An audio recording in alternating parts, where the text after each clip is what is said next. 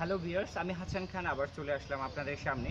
আজ আমি আছি আমার নিজের এলাকায়, গোপালগঞ্জের কাশিনী থানার ওরাকান্দির শ্রী শ্রী হরিচাঁদ ঠাকুরের আবাসভূমিতে। আজ আপনাদের সামনে আমি তুলে ধরতে চাচ্ছি আমার এই প্রিয় এলাকার এই প্রিয় শ্রী শ্রী হরিচাঁদ ঠাকুরের আবাসভূমিতে। চলুন দেখে আসি আমরা তার ভিতর আবাসভূমিতে। ভিতরে ঢুকতেই আমাদের চোখে যে জিনিসটা আসলো সেটা হচ্ছে মূল ফটকের পাশে দেখতে পাচ্ছেন একটা উপাসনালয়।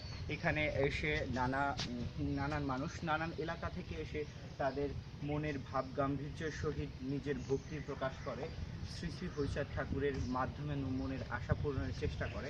আর তারই খ্যাতি হিসাবে এই ঢুকতে যে মন্দিরটি দেখতে পাচ্ছি এটা অনেক বেশি বড় ধরনের ভূমিকা পালন করে। চলুন এই মন্দির সহ আমরা দেখে আসি আরও কিছু বিশেষ বিশেষ অংশ।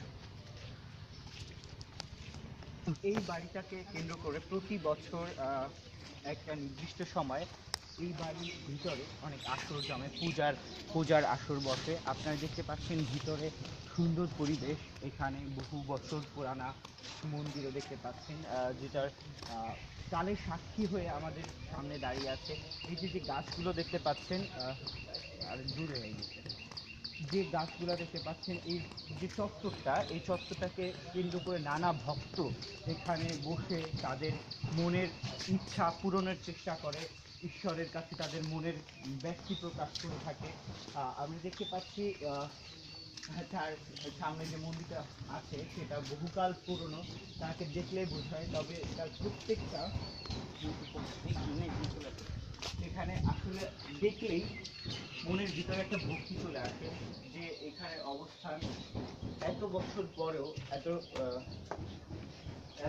পরেও এত সুন্দরভাবে দাঁড়িয়ে আছে এখানে কালের সাক্ষী হয়ে। আমরা আসলে ভিতরে যে আরো নানান সুন্দর সুন্দর জিনিস দেখাতে পারতাম আপনাদের, কিন্তু কিছু কারণে আমরা ভিতরে যেতে পারছি না। আমরা এই মন্দিরের অংশ দেখানোর পরে আপনাদের দেখাতে চাচ্ছি এই এই মন্দিরকে কেন্দ্র করে এই শ্রী শ্রী হরিচাঁদ ঠাকুরের স্মরণে এখানে চলে নানা মেলা, নানা উৎসব। যেমন আগামীকাল, আজ আমরা আছি মঙ্গলবার, প্রত্যেক বুধবারে এখানে একটা মেলা বসে, তার স্মরণে নানা কীর্তন হয়ে থাকে। তো এখন আমরা তার কিছু অংশ দেখে আসি তার স্মরণে। আমরা সামনে যাব। ছোট মা এখন চলছে শ্রী শ্রী হরিচাঁদ ঠাকুরের ষষ্ঠ পুরুষে, তিনি বহুকাল আগেই গত হয়েছেন। এখন তার কিছু স্মৃতিচিহ্ন দেখার জন্য আমরা একটু ভিতরের দিকে যাব। আসুন আমাদের সাথে।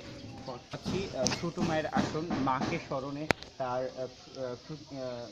তার ছবিকে নিয়ে ওখানে ভক্তরা ভক্তির প্রকাশ করে থাকে। এখানে আসলে একটা জিনিস অনেক বেশি ভালো লাগা যে এখনো মানুষের মধ্যে এই এত পরিমাণ ভক্তির প্রকাশ এখানে আসলে দেখা যায় যে আপনার পুরোপুরি আপনার মনের একটা মানসিক অবস্থাটা পরিবর্তন হয়ে যাবে, যে এখানের মানুষ এত সুন্দর ভক্তি প্রকাশ করতে পারে এখনও। যেহেতু এখন ষষ্ঠ পুরুষ চলছে, তারপর তাদের শৃঙ্খলা, তাদের ভালোবাসা, তাদের ভক্তির পর্যায়ে এখনও এত পরিমাণে আছে, সত্যি অবাক করার মতো। চলুন দেখে আসি আমরা নানা দর্শনীয় স্থানগুলো। এখন আমরা আছি ঠাকুর বাড়িকে কেন্দ্র করে না কিছু অনেকগুলা পুকুর তার আশপাশে ছড়িয়ে আছে। তার মধ্যে অন্যতম একটি, এখানে প্রত্যেক বছর যে মেলাটা হয় সেই মেলার সময় যে আপনি বাইরে দেখতে পাচ্ছেন কিছু থাকার স্থান। এখানে দূর দূরান্ত থেকে মানুষজন এসে তাদের কিছু সময় কাটায়, তাদের ভালোবাসা প্রকাশ করে। আর এই পুকুরটা তাদের কাজে ব্যবহৃত হয়। আর পূজার সময় চলে নানান উৎসব, নানান আয়োজন। চলুন দেখি। আর সবচেয়ে মজার যে ব্যাপারটা সেটা হচ্ছে এই সাইড আপনি দেখতে পাচ্ছেন ছোট আরেকটা পুকুর। প্রত্যেক বাড়ির চারপাশ দিয়ে আপনি ছোট ছোট পুকুর, বড় বড় পুকুর দেখতে পাবেন। তবে অন্যতম যে পুকুরটি সেটা হচ্ছে আমরা সামনে মূল ফটকের পাশেই দেখতে পাবো। ওখানে ওখানে কেন্দ্র করে ওর একটা ইতিহাস আছে, যে ইতিহাসটা আপনাদের সামনে ওখানে যে তুলে ধরবো। এখানে আপনি দেখতে পাচ্ছেন শান বাঁধানো ঘাট প্রত্যেকটা পুকুরের সাথে আছে। এখানে সকল দর্শনার্থীদের, ভক্তদের জন্য, ভক্তদের ভালোবাসা, তাদের তাদের সেবায় নিয়োজিত আছে আমাদের এখানে নানান মানুষ। তাদের সুবিধার জন্য এই শান বাঁধানো ঘাটের ব্যবস্থা করা থাকে।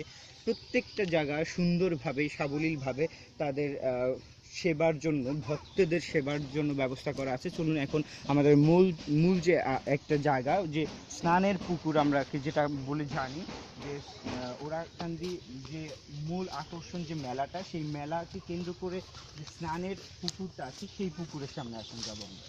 একটু কথা বলার চেষ্টা করি আমাদের শ্রী শ্রী হরিচাঁদ ঠাকুরের বাড়িতে সেবায় নিয়োজিত একজন ভক্তের সাথে। তার সাথে কথা বলে জানার চেষ্টা করছি তিনি আমাদের সাথে যদি এখানে আমাদের হরিচাঁদ ঠাকুর সম্পর্কে একটু জানতে চাচ্ছিলাম, যে উনি সমাহিত হয়েছিলেন ভিতরটাতে, উনি এখনও সেখানেই আছেন আর ভক্তদের ভিতরেই আছেন, ভক্তদের মনের মধ্যে জাগ্রত আছেন। তিনি আমাদের কথা বলে তিনি বয়সের জন্য কথাটা ওভাবে বলতে পারছেন না, তিনি আমাদের ইশারা দিয়ে অনেক কিছু বুঝিয়ে দিলেন। ধন্যবাদ কাকা, আপনি আমাদেরকে সাহায্য করার জন্য। চলুন আমরা সামনে গিয়ে দেখতে পাচ্ছি। এখন আমি আছি আমাদের এই শ্রী শ্রী হরিচাঁদ ঠাকুরের অন্যতম যে দর্শনীয় স্থানটি, যেটা কেন্দ্র করে প্রত্যেক বছর বহু বছর যাবৎ চলে আসছে একটা মেলা, যেটাকে আমরা শ্রী শ্রী হরিচাঁদ ঠাকুরের মেলা বলে ধারণা করি। সেই মেলার অন্যতম যে জায়গাটা, এই যে আপনি দেখতে পাচ্ছেন একটা পুকুর, এটা সাধারণ পুকুর নয়, যেটা একটা নাম আছে, যেটার নাম হচ্ছে কামনা সাগর। এই যে ঘাটটার উপরে দাঁড়িয়ে আছি, এই ঘাটটার যেটা ব্যয় হচ্ছে ৪৮ লক্ষ টাকা, যেটা উদ্বোধন করেছিলেন শ্রী সুভাষচন্দ্র সরকার। তার অক্লান্ত তার উদ্যোগে এবং তার পরিশ্রমের মাধ্যমে হয়েছে এই ঘাটটি, পুকুর ঘাটটি। আপনি যে পুকুরের জল দেখতে পাচ্ছেন, একটা নির্দিষ্ট সময় যে মেলাটা হচ্ছে, সেই মেলাটার সময় এই পুকুরে আরও অনেক বেশি পানি দেওয়া হয়। যখন ভক্তরা নানা স্থান থেকে নানা দেশ থেকে এখানে এসে তাদের মনের ইচ্ছা পূরণের জন্য একটা বিশ্বাস কাজ করে, এই পুকুরে গোসল করার সাথে সাথে তাদের মনের ভক্তি প্রকাশ হয়।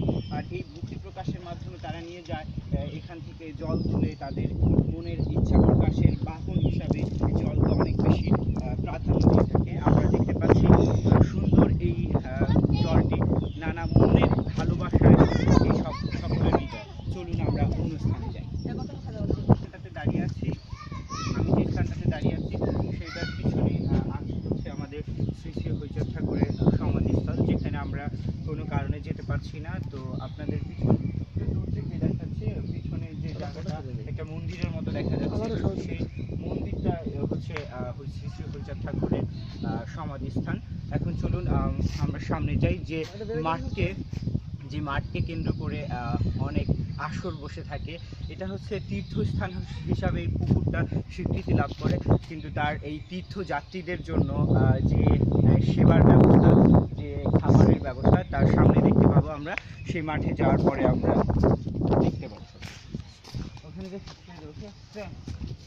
এখন আমরা আছি সেই মাঠের পাশে। এখন বর্ষার সময়, যার ফলে প্লাবিত হয়ে আছে এই জায়গাগুলো। আমাদের এই শ্রী শ্রী হরিচাঁদ ঠাকুরের স্মরণে যে মেলাটা হয়ে থাকে, সেই মেলার সময় যে তীর্থযাত্রীরা আসে বা ভক্তরা আসে, তাদের সেবার জন্য, তাদের কিছু খাবারের ব্যবস্থা, তাদের মনোরঞ্জনের ব্যবস্থার জন্য এখান দিয়ে শুরু হয় দোকানপাট, নানান ধরনের আয়োজন, বিনোদনের ব্যবস্থা। তো আমরা আজ দেখলাম স্বল্প আকারে নানান কিছু।